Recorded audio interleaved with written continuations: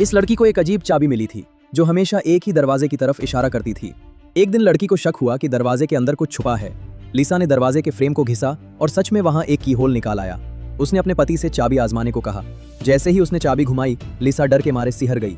उसके पति के हाथ ऐसे लग रहे थे जैसे किसी अदृश्य दरवाजे के आर पार जा रहे हैं। आदमी को और ज्यादा जिज्ञासा हो गए। वो उस हवा जैसी दीवार के पार जाना चाहता था, लेकिन लिसा को खतरे का डर था, तो उसने कहा कि पहले टेनिस बॉल से टेस्ट करे। उसने गेंद आगे फेंकी। जैसे ही गेंद हवा के दरवाजे से टकराई, वो भर में गायब हो गई। वे अभी इस पर बात ही कर रहे थे, गेंद तेज रफ्तार से वापस आई और दोनों को लगभग लग ही गई। लिसा ने तुरंत चाबी निकाली, लेकिन इससे उसके पति की जिज्ञासा और बढ़ गई। सन ने लिसा की बात नहीं मानी और जिद कर ली कि उसे उस दीवार के पीछे जाना ही है। उसने वादा किया कि 5 मिनट में लौट आएगा।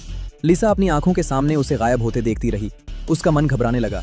वो लगातार उस हवा की दीवार को देखती रही। आधा घंटा बीत गया, लेकिन वो नहीं लौटा। अचानक उसे एक आवाज सुनाई दी और लगा कि शायद उसका पति है।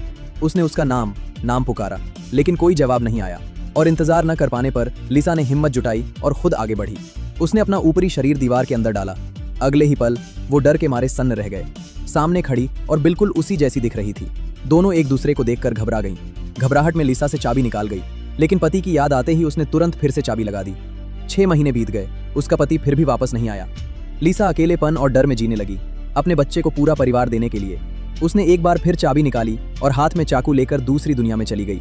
वहां सब कुछ बिल्कुल उसके घर जैसा ही था। किचन में लिसा को अपनी ही दूसरी शक्ल दिखाई दी।